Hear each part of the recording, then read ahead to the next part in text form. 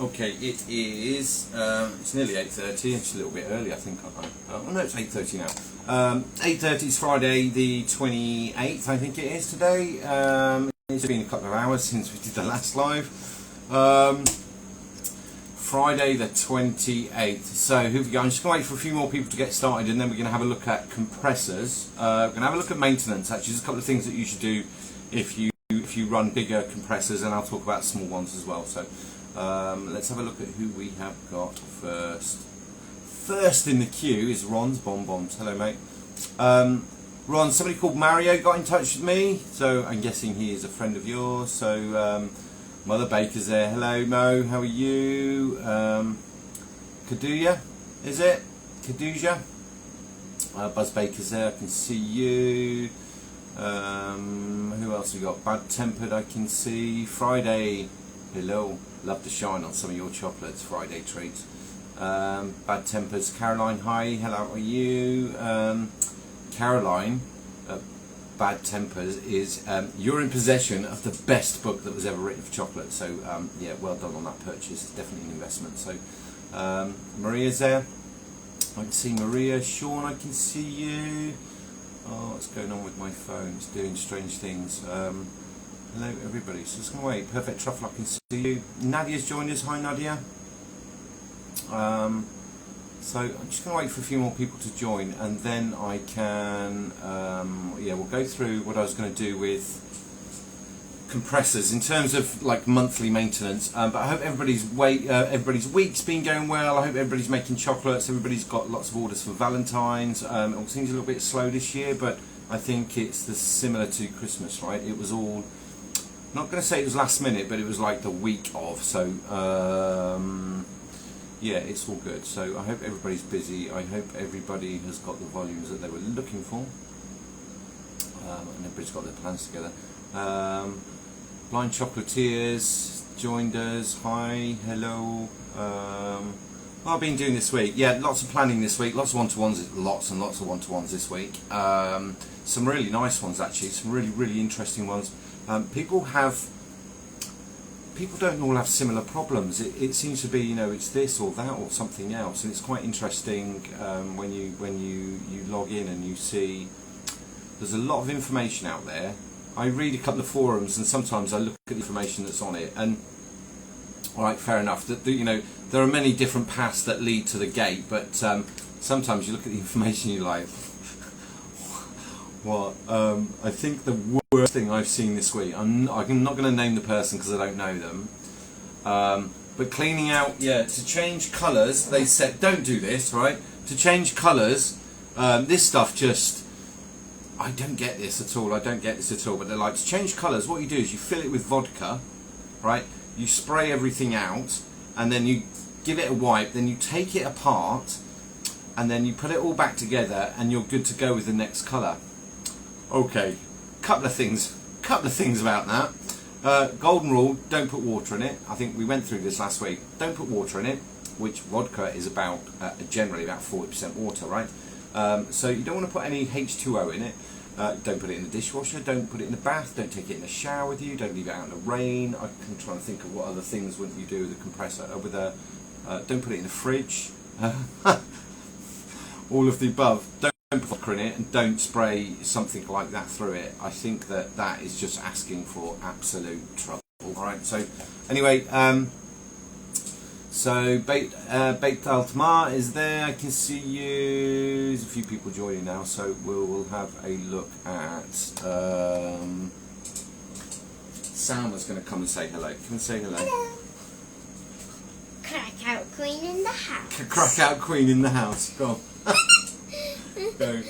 So, right, let's have a look at this. Let's have a look at this compressor. All right, because I hope you can all see, because I looked at last week's one and it was all a little bit grainy. I can move my cup of tea in case you lose that. I'm drinking Earl Grey with lime and honey because it's my favourite. So, compressor. This is really straightforward.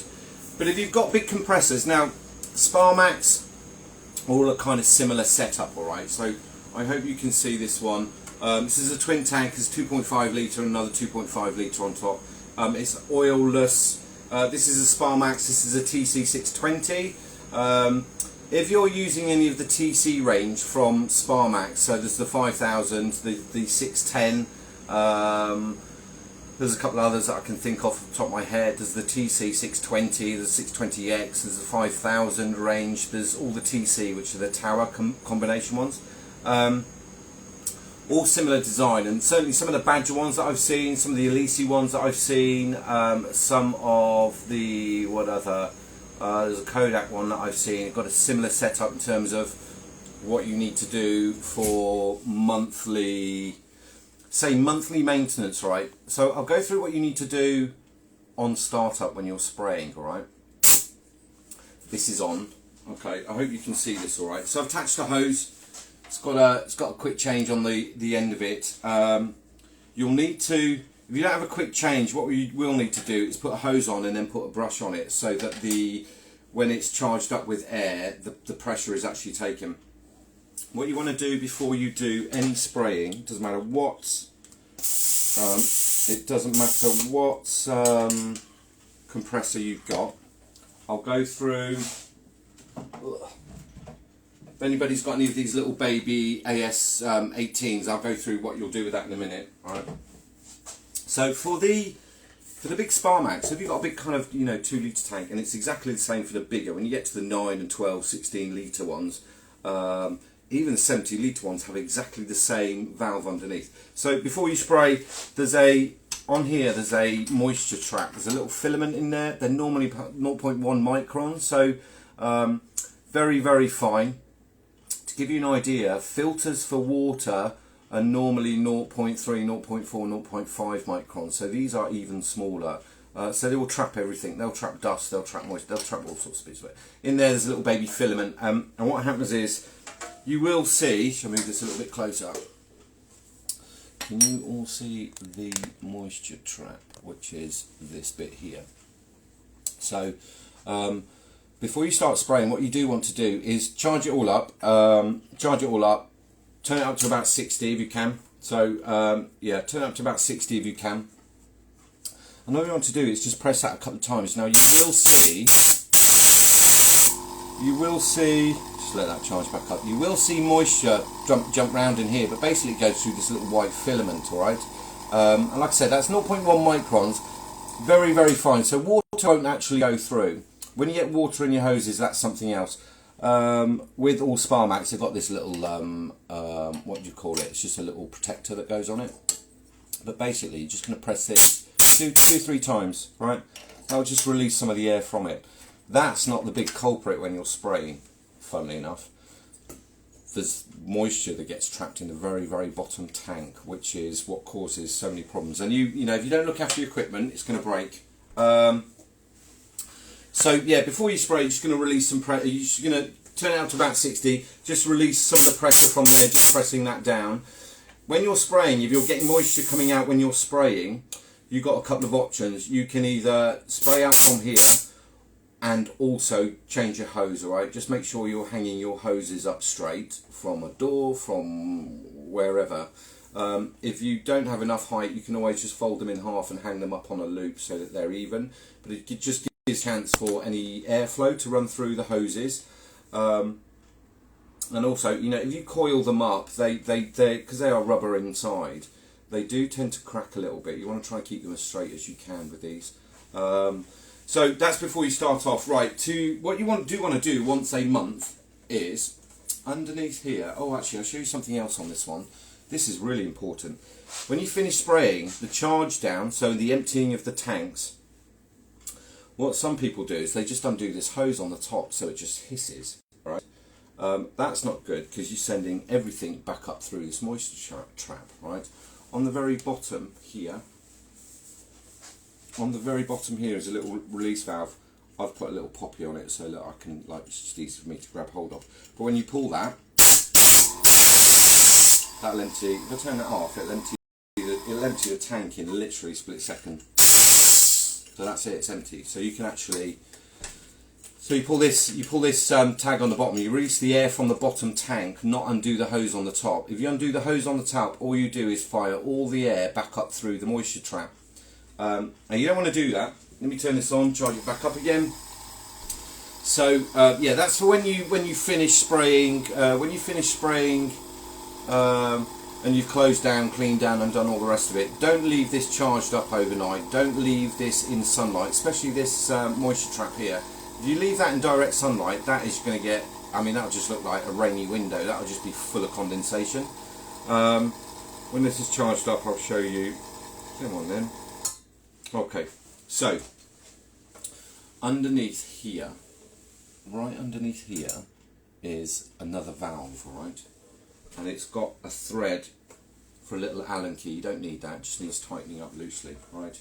What you want to do, just once a month, do it on the start of the month every month. Let me grab some paper, if I can find some paper.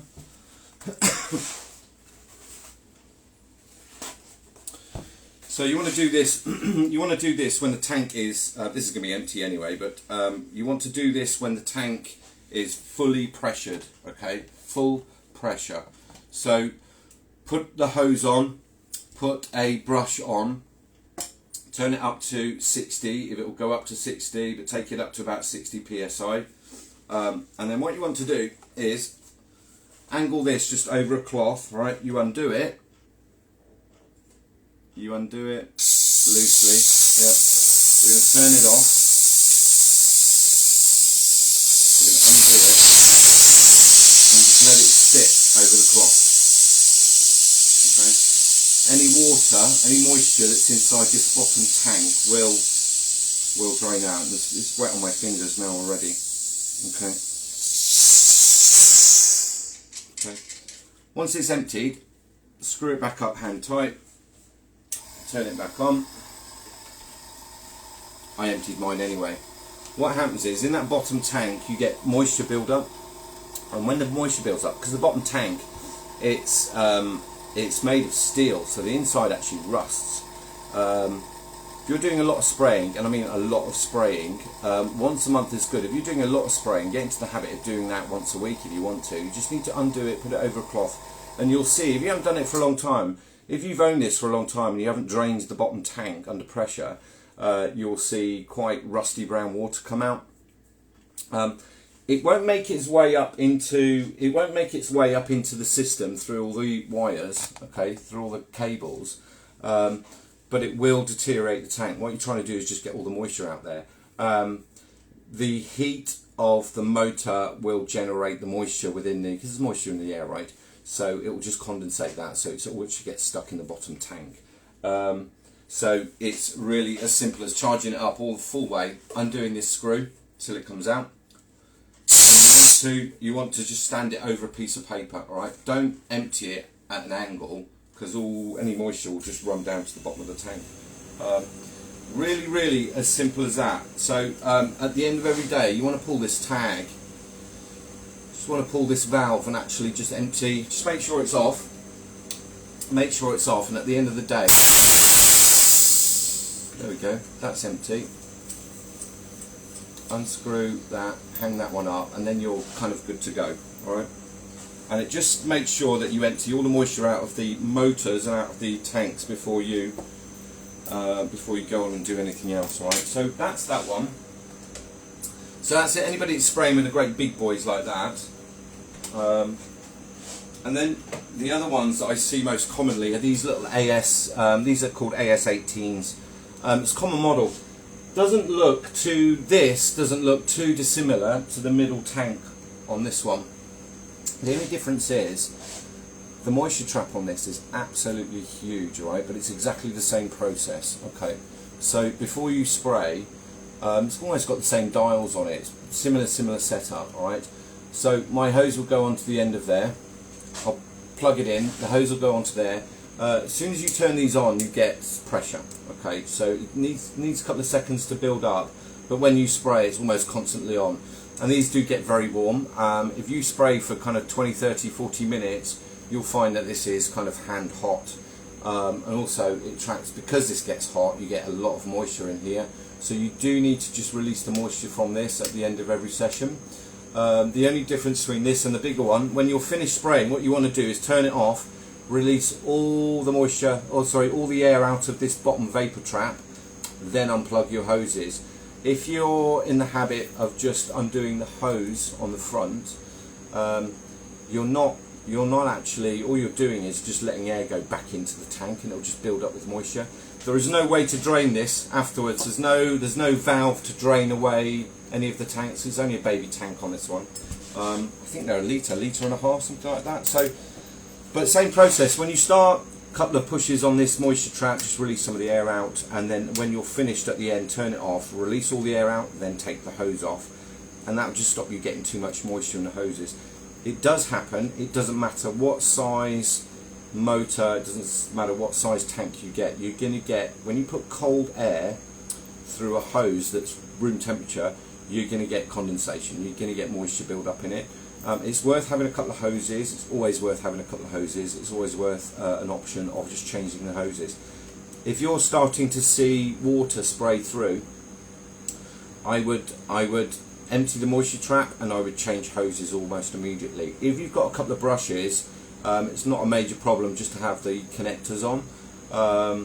The only thing is, like I've just done there, you can't take the airbrush off unless it's charged up, which is awkward.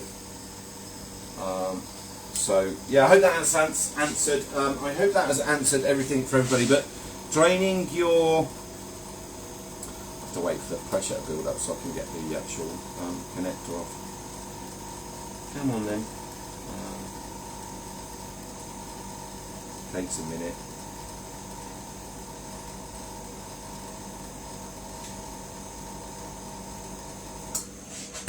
Okay.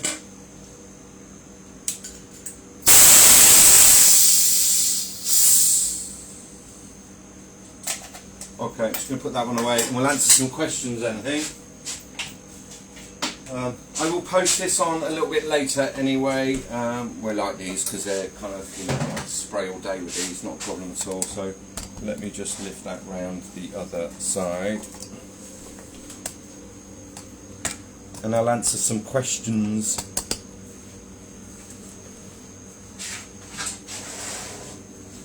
Right, I hope that was all. I hope that was well explained. I hope everybody understands all that. I can drink my tea now. I can read through what some of you said. I'll post this onto Instagram afterwards, and then tomorrow I'll post this onto YouTube. I'm trying to get everything off here onto YouTube, because on YouTube you can fast forward and you can cast it to a TV, and it's just a lot easier to go back and forth and replay something if you missed it. Whereas playing on Instagram, it's like, you know, you move it a millimetre and you've lost 25 minutes. So, so who's there? Fancy Nancy's joined us. Let me go back and see if there's anything I missed. I don't know if I did or didn't. There's loads joined. Reminds you of checking a suction machine in your previous life. Right, Mo. That's a bit too much information there, mate.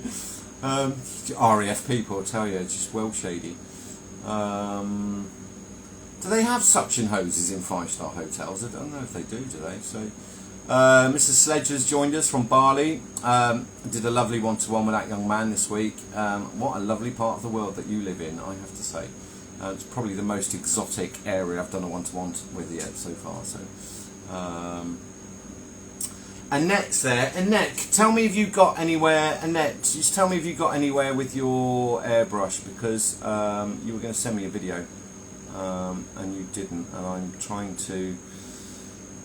I was reading it earlier. I was just trying to rack my brains in terms of what it could be. My lovely wife's joined us, so I better send her a wave. What else have we got? Anybody got any questions? Anybody got anything they want to ask? Does everybody understand what I mean about draining the tanks and the reason for it? You're just trying to limit how much moisture is in the systems. You're spraying cocoa butter. If you want really nice, dull looking bonbons, all you need is a bit of moisture in the hoses or a bit of moisture in the system, and truly that will knacker a whole mould. So,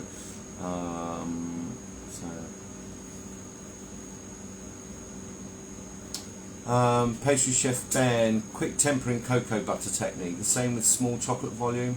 I tray of bonbon shells. Yeah, exactly the same. Don't make enough. You know, don't temper so much cocoa butter. Don't need to temper mountains of it.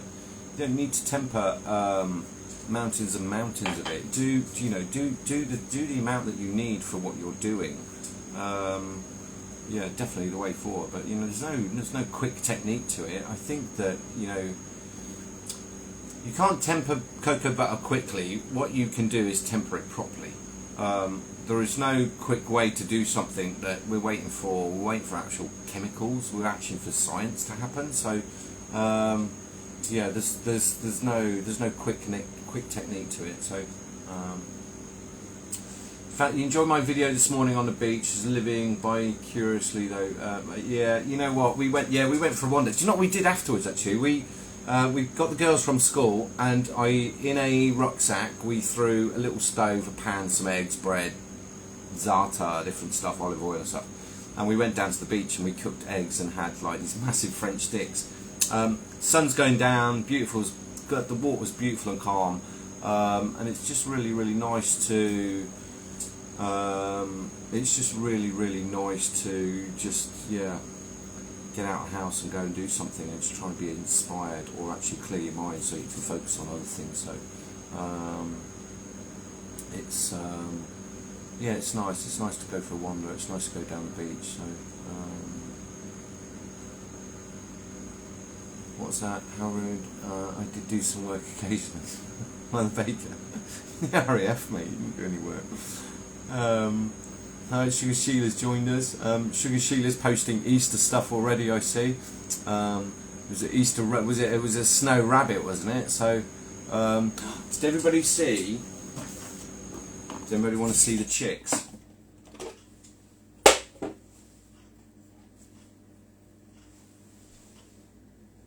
Little Easter chicks. God, the light's too bright, isn't it, to see it? So. But yeah, they're the little Easter chicks. So I'm just working on the design so that actually when I get to Easter I know what I'm doing. So I'm not filling those at the minute. These were the other ones, which are the kind of eggshell. Probably a bit too bright for you to see them there, but they're the eggshell with the gold. Can't really see it there, can you? I think it's a bit too bright. Yeah, you get the blue eggshells with the little speckles on it. So yeah, that's what I was doing. So just so I know what I'm doing, I've got some other designs there, just so I know what I'm doing. I don't really like getting to. I like planning things. I don't like micromanaging stuff. I like to just see where I get to, but I do need to have a plan of what I expect to be doing in a couple of months' time, if that makes sense. So if I think there are some people that are like, well, I've not even started Valentine's yet. It's, well, when are you going to start? So it's depends on your volumes. It depends how far ahead you want to get. I think life is a lot easier if you've got a plan. At least you've got a rough idea of what you think that you want to do. Obviously that can change, but yeah, you should have it written out, I think. So A+ truffles, no beach days, it's white and snowy. Yeah, I saw there's some big old snow going on, isn't there, on the east side at the moment. I saw that. Nick at the Chocolate Pigs joined us. Yeah, I miss snow. A+. I like snow. We haven't seen snow down here for 10 years, so I live on an island, and we're in this little. We're in this little triangle of quite warm weather. We have our own little climate here, which is quite nice. So Peter Sledges, how come you don't have to see cocoa butter after melting to 40-45 like we do with the other chocolate? So chocolate's an emulsion of cocoa butter fats, sugar, cocoa mass, and then if it's milk and white, it's got milk solids, or it's got milk powders, or it's got things there. So actually what you've got an emulsion and a suspension, so that stuff actually needs, when it cools down, that stuff needs to be continually mixed, right? If you let chocolate cool down on its own, actually what you could end up with is, rather than you could end up with a whole slab where it's tempered in one corner but not in the rest of it, which is when you get the chocolate that's bendy. Cocoa butter, coloured cocoa butter, there's only two products in there, the cocoa butter and the pigment. The colouring, the pigment that's in there, generally about 10%, depending on the brand. The cheaper brands you will find have less pigments in there. And then if there's titanium dioxide out in there as well, which is a powder, that's very, very thick actually. It almost thickens the cocoa butter when it goes in. So because it's only that in there, you just need to be so much more accurate because you're not actually stirring anything else, Peter. So I've said this before, there's nothing magical happens at that high temperature. It's the other stuff where it happens. That's certainly one of the things that I teach on the one-to-ones. It's understanding what's happening and what is happening, not why it's happening. But if you understand what's happening and you can learn to dominate it, as in you can learn to control it to your favour, what you want to do, this is something I teach in the one-to-ones. What you're trying to do is you're in charge of the chocolate, it's not in charge of you. The chocolate's going to do whatever it wants, all right? What you need to do is work around that so that it's actually on your side. It's not doing something without you knowing about it. And that's the whole idea of tempering. Tempering is not going up in temperature, coming down in temperature and going up. Tempering is controlling the temperature. That's what it is, controlling the stages that you are after. And cocoa butter, we know exactly what it's going to do at what temperature. It doesn't change the world over. It doesn't matter if you're high in altitude or in Jordan at the Dead Sea below sea level. It does the same thing at a certain temperature. So Susie Floozy saying, I'm all organised for Valentine's, some orders in this weekend. I'm on a sewing machine. You're on your sewing machine. Hi Susie, please don't mention the sewing machine. You kind of break my heart. Break my heart every week. Every time you mention that, I just, a little tear comes to my eye. Only for a second, right?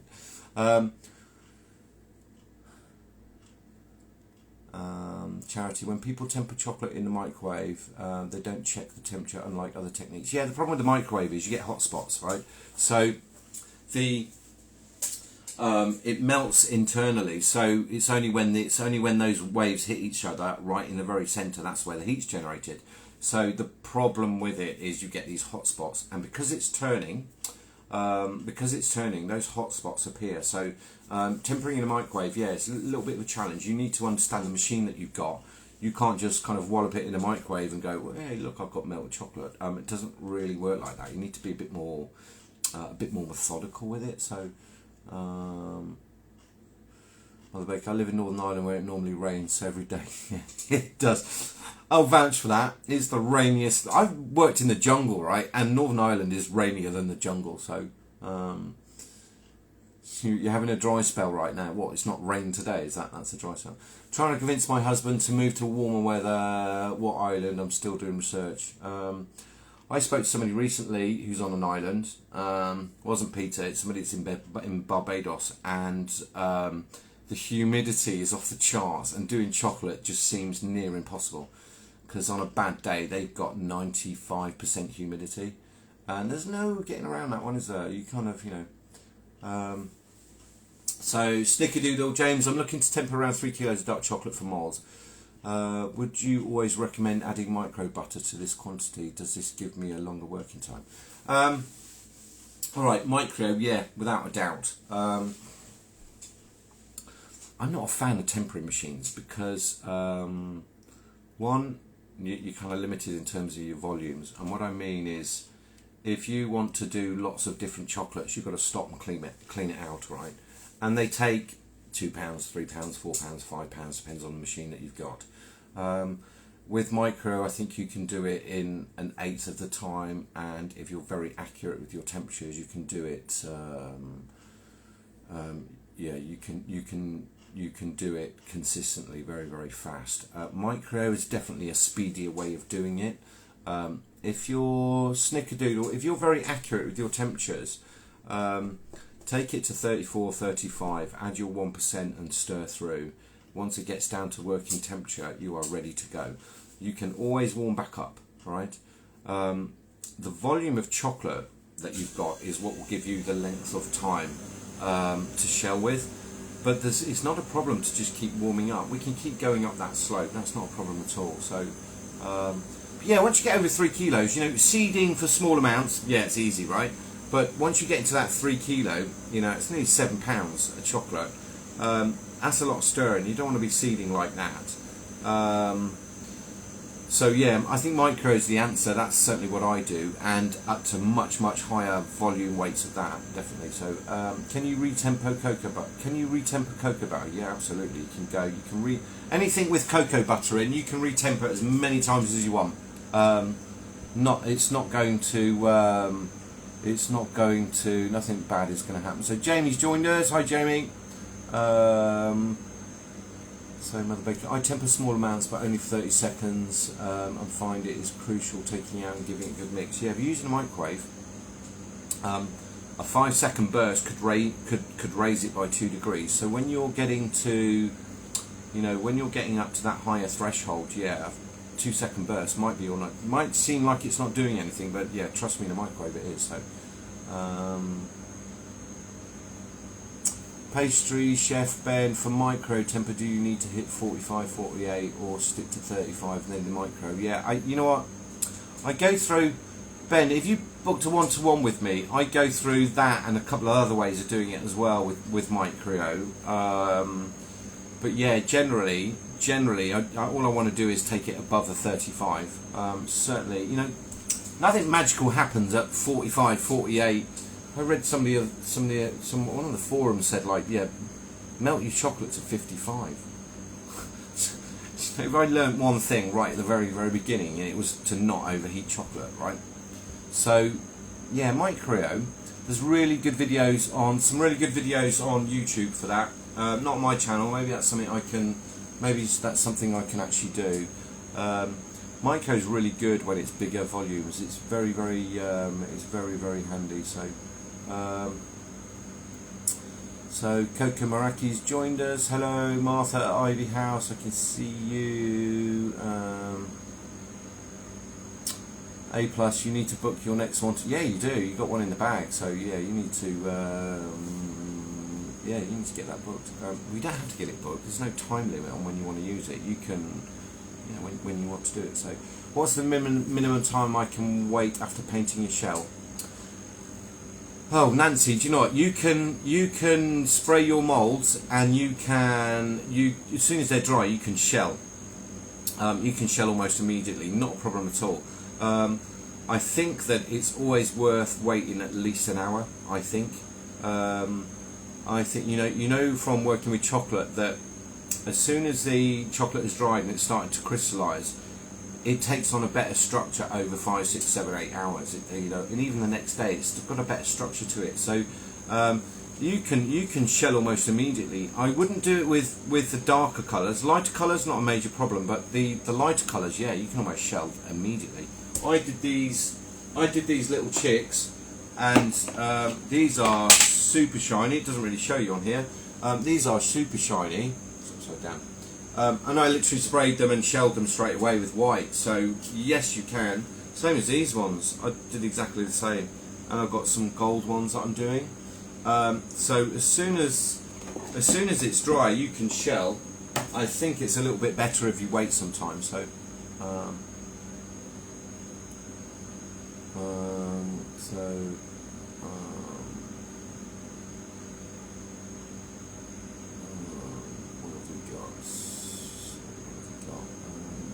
Yeah, Nancy, I hope that answers that one. So, back to Mark, do you have any tips in knowing how to shell moulds or videos you'd recommend? No, I don't. There's lots of different ways. Samara, book a one-to-one with me, and I will go through all of that. I know that you're breaking into that. Book a one-to-one, and I will go through all of that exclusively with you. Because you're all very good. You're very good at the tempering. Because I've had your dates, right? They are something else. But in terms of shelling, it's not, there's a couple of techniques, there's a couple of things that you can do, but I think the best thing is to just book a one-to-one with me with that one, because actually I can show you so many. I can describe it on here, but there's so many other things that you can do with the shells in terms of getting the edges, in terms of getting the edges that you want, in terms of getting the thickness that you want, in terms of how much you tap out. Is probably too much to explain here. So Chef Alat's joined us. Hi from Oz, thank you for sharing your knowledge, so inspiring. Going to give this airbrushing thing a go. yeah, give it a go. Airbrushing is not difficult. Airbrushing is quite straightforward, but it comes with some rules. If you want to be consistent, it comes with quite a chunk of rules, which I do on the one-to-ones. Yeah, there's a lot of things that can go wrong. There's lots that can go right. There's a lot of things that can go wrong. And I very often find, actually, like when I'm doing the teaching, you melt the butter and they put it in and they spray and they get a good one. And then as they start trying to do volume with the temperatures and they've not got them very accurate, you know, they spray 10 moulds and 8 haven't worked, but 2 have. And it's actually, you know, there is a way around that and there's a way to deal with that. But the airbrushing is good fun, and it's, you know, it's certainly a faster way. Painting by hand is lovely, don't get me wrong, and I still do that, but if you've got a lot of volume to do, airbrushing is definitely the way to go. So, hi James, can you freeze marshmallow fillings? Yeah, you can. They're quite low. They're quite low in water. They're quite low in water content, and I know egg white is 98% water and protein. But it's bound up by the gelatin that's in there, so it is very, very stable, Leslie. So yes, you can. Yes, you can. I think what you need to be careful is don't take them out of the freezer and put them at room temperature. What you need to do is take them out and let them cool down slowly. Otherwise, between the layer of the marshmallow and very often either ganache or pâte de fruit, you'll get the colour bleed. So you'll find that the marshmallow turns a little bit. Takes on the colour of whatever else was in there, so you end up with this. Yeah, they end up a little bit mixed, but yes, you can, not a problem at all. So,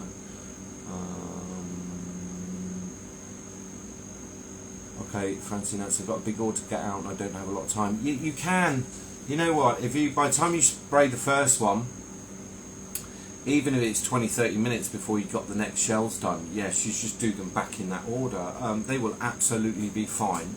Just watch how, Nancy, I know your shop is quite cold, and I know where you are. I know where you are in the world at the minute in Canada, and I think it's very, very, very cold. It's colder than our freezer. So when you shell, just don't let those cool down too quickly, and just to give the chocolate a chance to adhere to the cocoa butter colour, so that you get the transfer across. If it cools down too quickly, that's when you end up with.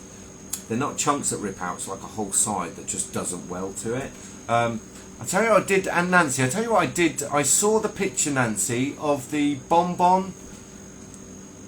So you sprayed it, you shelled it, and then the actual filling came out. And I did answer it for you, but I've only ever seen it once before, and that's because the facility that we're doing in, the ganache was too cold, but the shell was too cold as well, because they kept it in the fridge. So yeah, that was definitely an answer. That was definitely an interesting one. How to warm your airbrush if you don't have an oven or a dehydrator? Right. Firstly, do not put an airbrush in an oven. Right.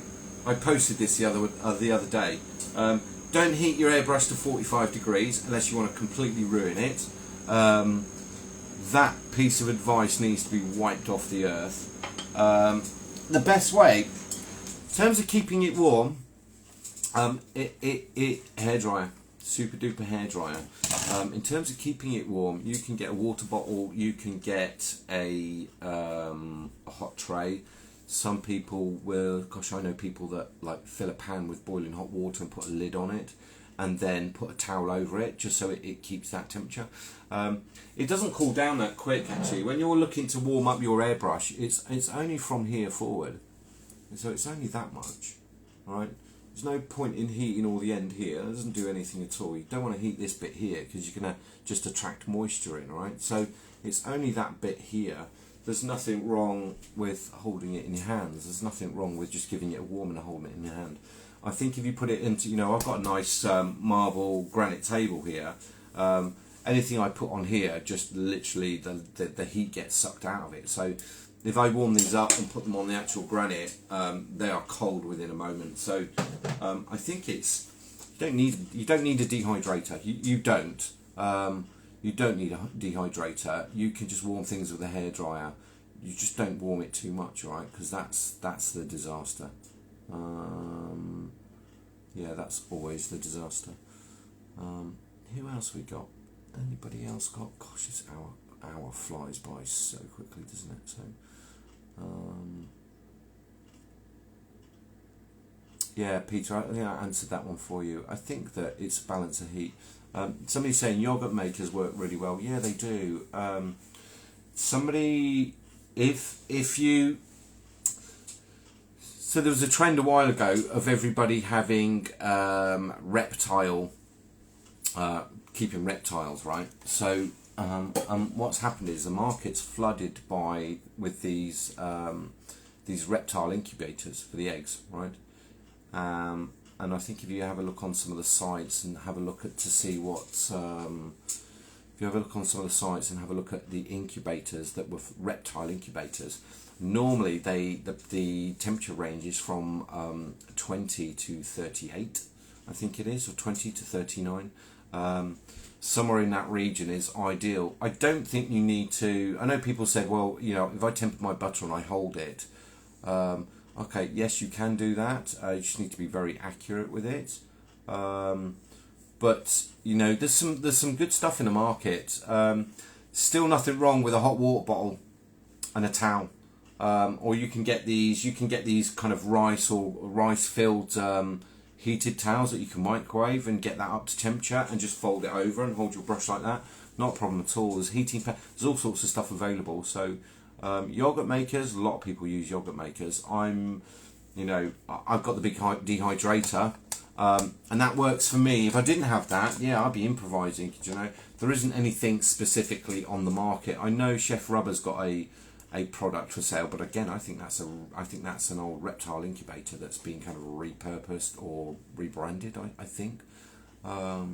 So, you know, gardeners. What else did I see? Somebody was using something that they used to propagate plants that had a heating element over it, and it was just literally 2 plastic trays with these lighting strips, but that managed to keep them warm as well. So, I think you have to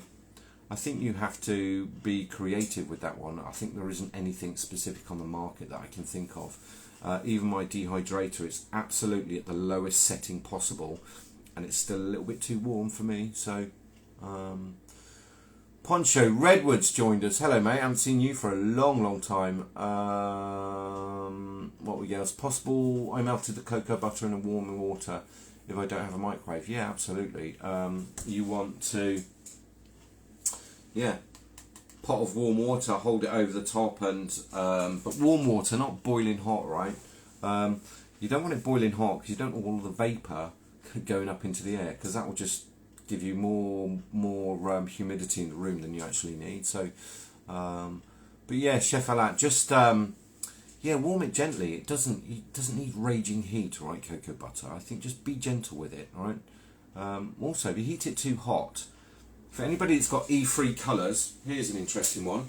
E3 colours, if you heat them over 50, 51 and a bit, if you heat them over 50, because it's got natural pigments in there, what you'll find is that they will denature and decolour, as in the colour will come out of them. And certainly some of the messages I've had, it's like, you know, my colours aren't very bright, and it's like, is it an E3 one? Yes, it is. Okay. Did you overheat it? Yes, I did. Not much you can do with that, really. I think the only fix to that is to put E-colours into it to brighten it back up again, which defeats the object of having E3 colour. So just don't overheat things too much. So, bite-sized chocolate. When I first started, I used a styrofoam box with a heat pad made for plants. There we go, Andy. There we go, Peter. There's a good solution. When I first started, I used a styrofoam box with a heat pad made for plants, I think. Worked great for some years. Also, I did connect it with a temp controller from a warming blanket. Got to adapt and improvise. We all do. I think the greatest chefs that I've worked with over the years had the ability to adapt and improvise what they were doing, because actually so much equipment is not made for, you know, these weren't designed for cocoa butter. We've just worked out how to use them. I've been using them for so many years. I actually kind of know what's going on with them, especially with the compressors. I know what they're capable of doing, and I know what all the pressures are. And now that I'm teaching this, you know, the results that I get back from students that have actually done the classes, it's, you know, it works. But But these were adapted. There were never any 0.8s around and about. The 0.8s came from the paint spraying automotive industry, where they were 1 mil and 1.2. And if you try and spray cocoa butter with a 1 mil or a 1.2, trust me, you think overspray is bad with a 0.8.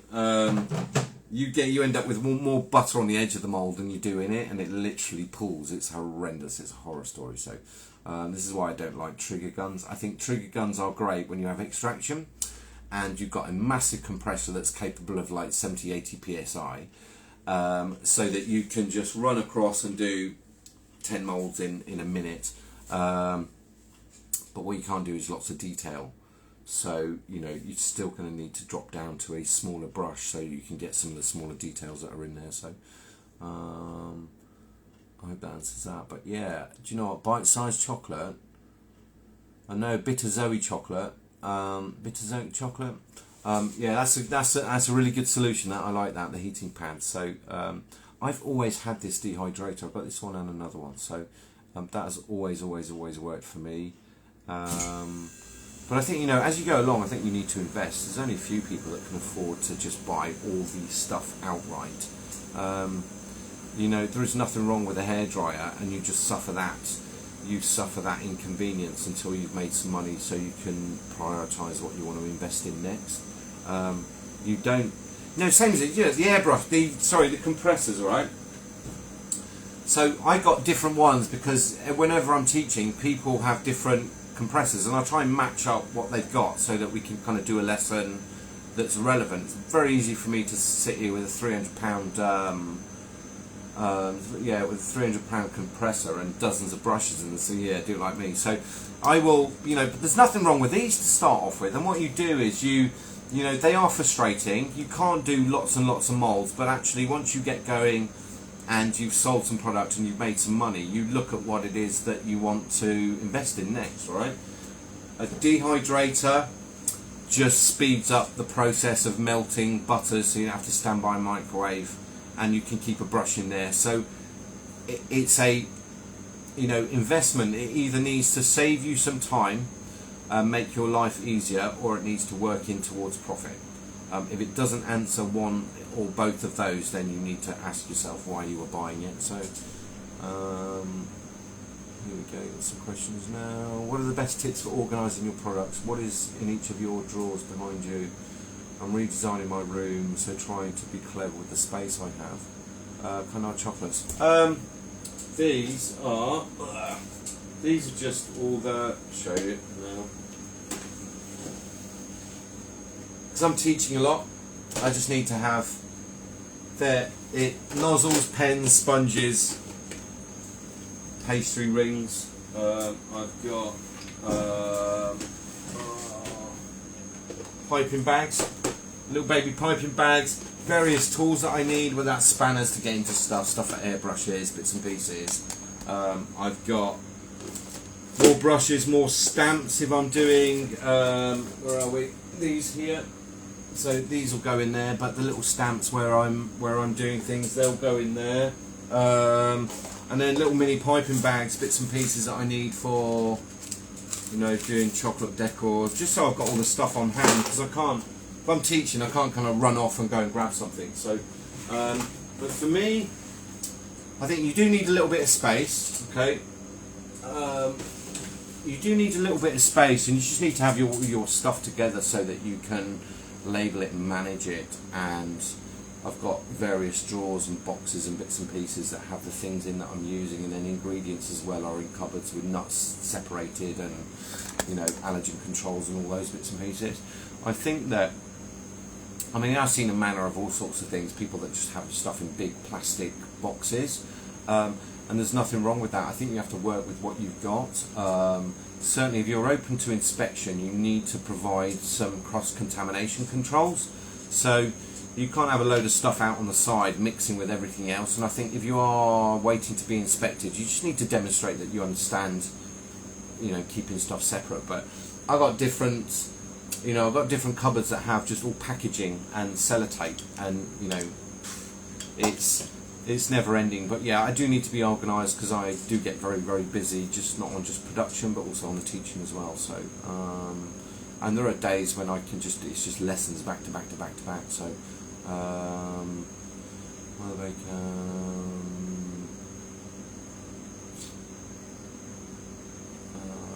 Charity, what type of tape is used to make the lines in the moulds? I bought some stuff from, let me find it. I bought some, oh, it's over there. I bought some tape on Amazon, which was food safe tape. Charity, I'll see if I can send you a link to what I get. So, where would you buy your first compressor and any favourite model? Yeah, Ben, I like the Sparmax, the one that I showed you at the start of this. It's the one that I recommend because it's a suitcase style, so it doesn't take a big footprint. I can put 2 hoses in it and I can spray with that. I can spray the whole day and not lose any power. It's a Sparmax, it's a 620X, it's the TC 620X. Put the money into the compressor, not the brush. All right. I think my experience and frustration with people that have got the Kalanis, which are okay, but it's a 0.8. There's certain things that you can do with that you can't do with others. But I would certainly put the money into the compressor. I like Sparmax; they're very well made. Never had any faults with it. I've used this one, and I've used the TC 5000 as well, which is very, very good. That one. I don't remember that one has dual hoses, but it comes with all the mounts for the airbrush holder. One of the biggest things, where are we? You get, with this one, you get these little holders that go on top, which your brush sits in, which is okay, but they tend to fall over, right? And then somebody bought me this big bad boy thing, right, because it doesn't fall over. So, you know how bad it is when these fall over and the lid comes off, right? Kind of heartbreaking when you see that much cocoa butter go flying. Painted the floor quite a few times. But the compressor, yeah, I like the Sparmax. Not sponsored by them, not affiliated with them at all. I have had conversations with them recently.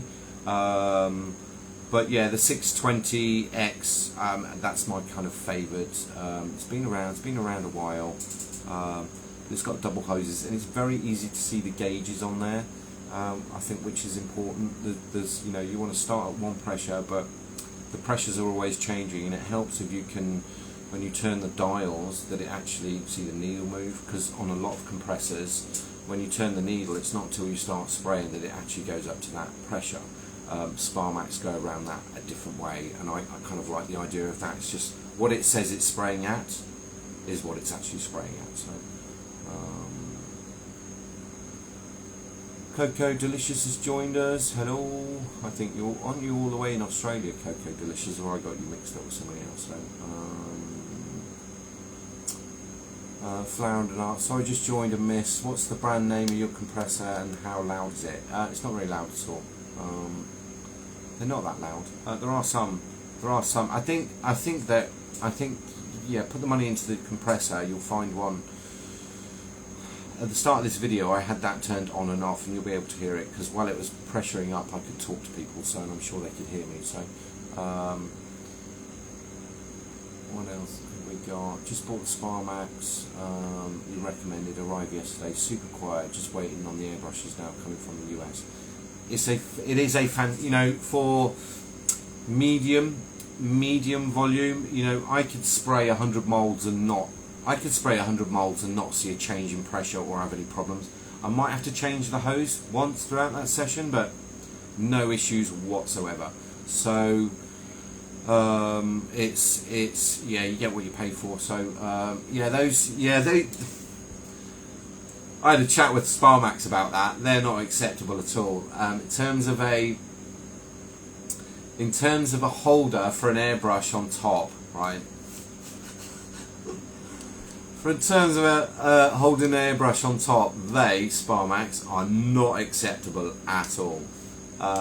Even with the hose on. Even with the hose on, it can still tilt over. And when these go over, it's just fucking heartbreaking. So, I did have a chat with Sparmax about that, and they're going to have a look at a new design and actually put They said a couple of wings on it, but right, who knows. But what is nice is that they're removable and it's cleanable, because some of the older models, these were solid and they were mounted and they just were caked in paint and cocoa butter, and it looked like seagulls had sat on top of your compressor, and it's hard enough clean up cocoa butter as it is. So Cocoa Delicious, you're in the UK. Sorry, I got you mixed up with somebody else. There's somebody that's another Cocoa Delicious. But anyway, welcome. I don't think I've seen you on the page anyway before. So, Melissa Chocolate's joined us from Vegas. Hello. What else we got? Get no more questions. Mother Baker, their pants. Yeah, they are. The Kalani doesn't even reach the hole. It's... Yeah, don't get me started on the Kalani, please. You know what? It's something you know, if anybody's booked classes, it's something that I discuss, that 0.8 will do one thing, 0.5 will do other things. It's nice. When I showed everybody the link to these ones the other week, I'm not affiliated with Fender at all, but I do recognise that there are certain things you need a 0.5 for, and there's certain things that you can do with a 0.8, and you need to have the capacity to jump between brushes is a fantastic use if you're an artist and you like being creative and you don't want to be stuck with one thing. 0.8 Kalani's great, very expensive. It would be amazing if it had the adaptability to move through the needle sizes. Maybe they can, maybe they can't, I don't know. I had one, I got rid of it.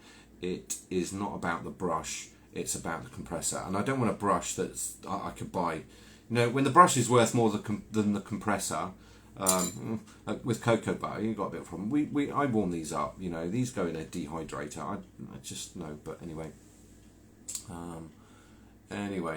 right. It's nearly past. If nobody's got any more questions, I'm going to. They're all watching Harry Potter, so there's been tears and all sorts tonight. So better go and check, because I can hear crying. It's like this kids' film, isn't it? Surely, it shouldn't be that. Surely it shouldn't be that scary. But anyway, yeah. If anybody's got any more questions, I'm going to get away. If you've got anything during the week, give me a shout. If you want to book one-to-ones, nip on the website and have a look. As I said with YouTube, what I will do is I'll post this to the page. I will post this to the page, and then tomorrow I'll take it off the page and I'll put it onto YouTube. So you need to follow the link in my bio to get to YouTube, and you'll be able to see it.